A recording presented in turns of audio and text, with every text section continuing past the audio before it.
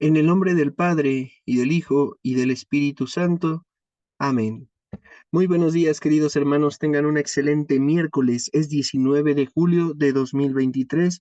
El Señor, con su gracia, hoy nos está concediendo el don de la vida, y es necesario que también nosotros nos dispongamos para vivirla como Él manda, que es siempre en su infinita bondad y en su infinito amor lo mejor para cada uno de nosotros.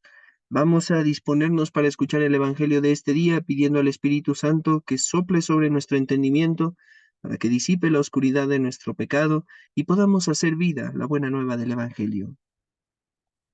Lectura del Santo Evangelio según San Mateo. Gloria a ti, Señor.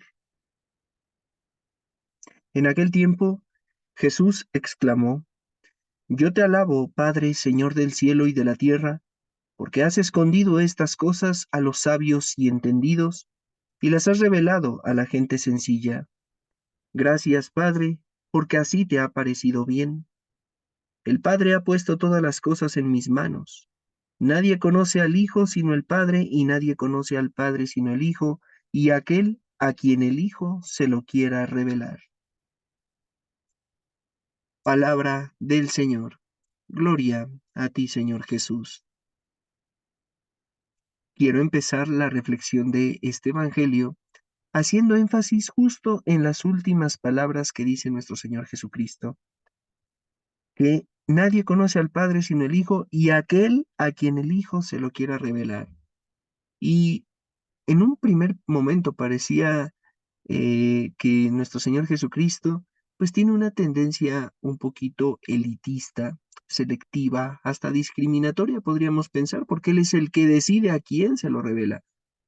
Pero ese pensamiento surgiría en aquellos que no conocen a Cristo, en aquellos que no conocen quién es Dios, quién es Jesús, porque al entender que Jesús es amor, entenderíamos que entonces Él no separa ni distingue a nadie, que Él realmente busca la salvación de todos.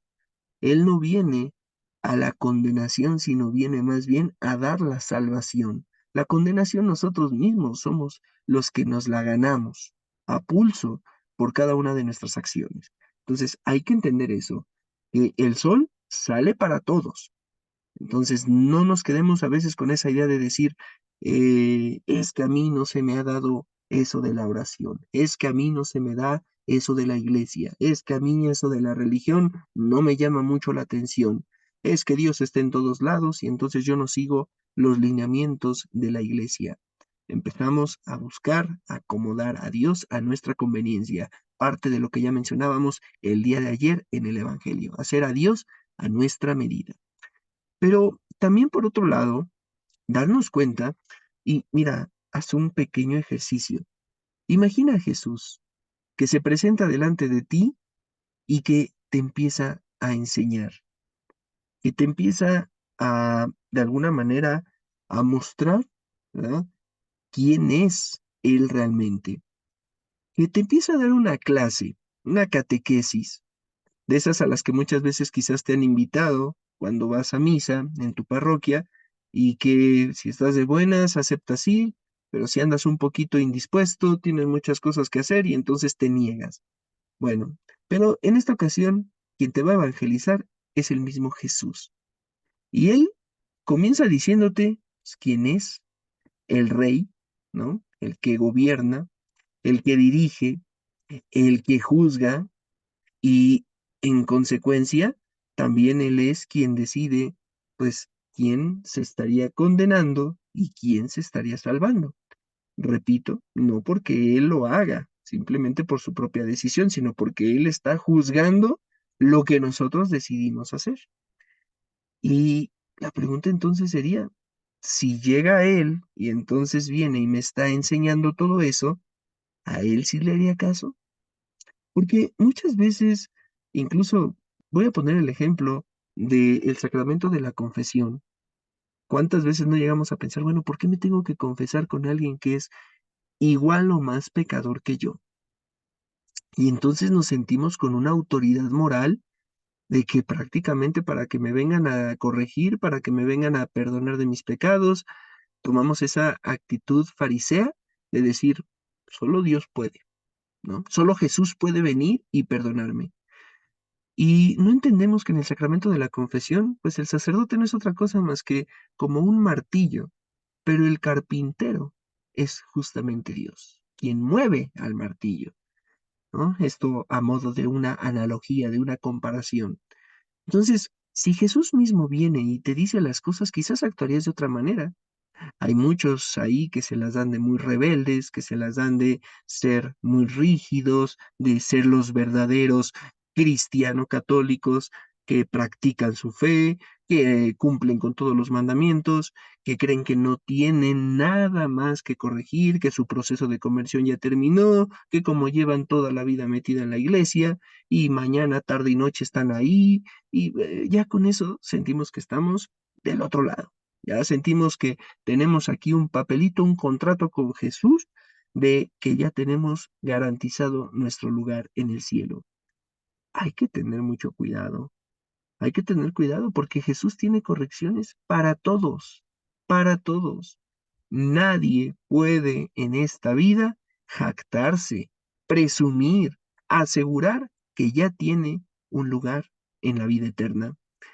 Y en ese sentido de la enseñanza que nos da Cristo, hay que entender que cuando hablamos de esta enseñanza no tiene que ver con el hecho de que nos estemos llenando de cursos, que sepamos la Biblia de principio a fin, que tengamos que conocer todo lo que enseña la doctrina, que me tengo que leer todo el catecismo de la iglesia. No, no, no. No, o sea, es parte de, llamado a que obviamente tenemos que instruirnos y formarnos en nuestra fe. Claro, por supuesto que lo tenemos que hacer, pero la enseñanza de Cristo va más bien dirigida a la cuestión en cómo nos comportamos, en cómo actuamos. Por eso digo, es parte de, porque yo tengo que actuar buscando mi formación, pero tengo que actuar más bien pensando en el amor, pensando en amar a Dios y por eso es que busco formarme pensando en amar a mi familia, porque finalmente es un tesoro que me ha dado el Señor, cuando muchas personas desgraciadamente son rechazadas por sus familias.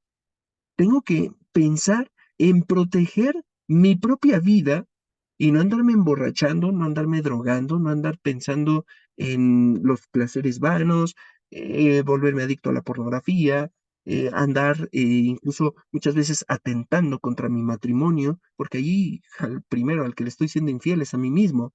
Entonces, todo ese tipo de enseñanzas son las que deberíamos de estar haciendo en nuestra vida. Y eso no se les ha dado a los sabios y entendidos, porque muchas veces ellos en su soberbia creen que con el hecho de saber todo, ya creen que están cumpliendo con la voluntad de Dios. Hay una diferencia abismal entre el decir y el hacer, entre lo que yo conozco y entre lo que yo practico. Como podría decirse con otras palabras, entre la teoría y la práctica hay una diferencia abismal.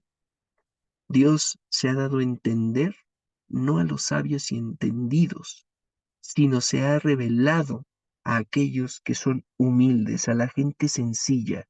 Y dice Jesús que así le ha parecido bien. ¿Y por qué? Porque es lo mejor. Porque nuevamente confiamos en Él.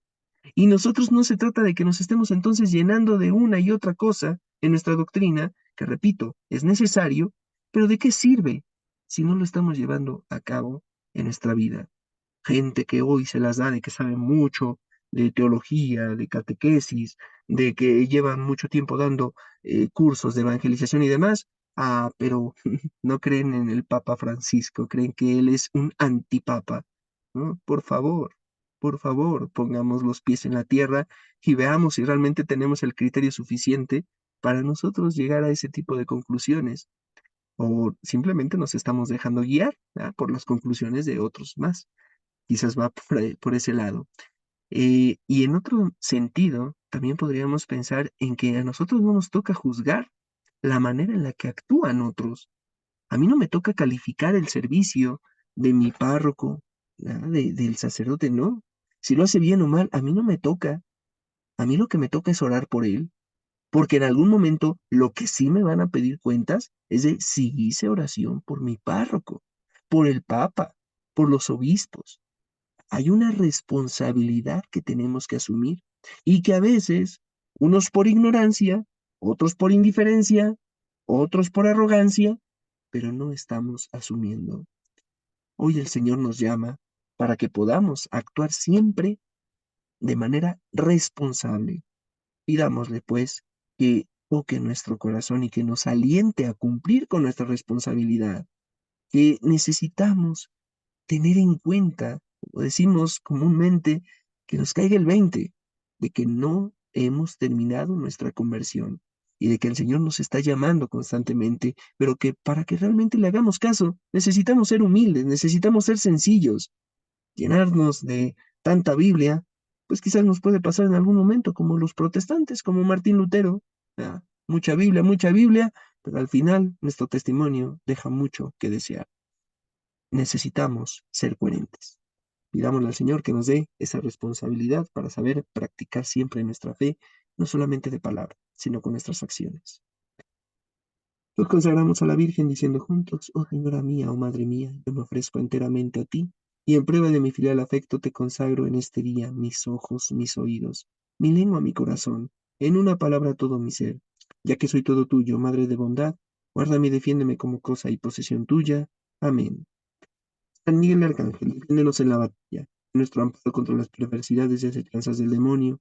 Reprímale Dios, pedimos suplicantes, y tú, príncipe de la milicia celestial, arroja al infierno con el divino poder a Satanás y a los otros espíritus malignos que andan dispersos por el mundo para la perdición de las almas. Amén. Ave María Purísima, sin pecado concebida. En el nombre del Padre, y del Hijo, y del Espíritu Santo. Amén.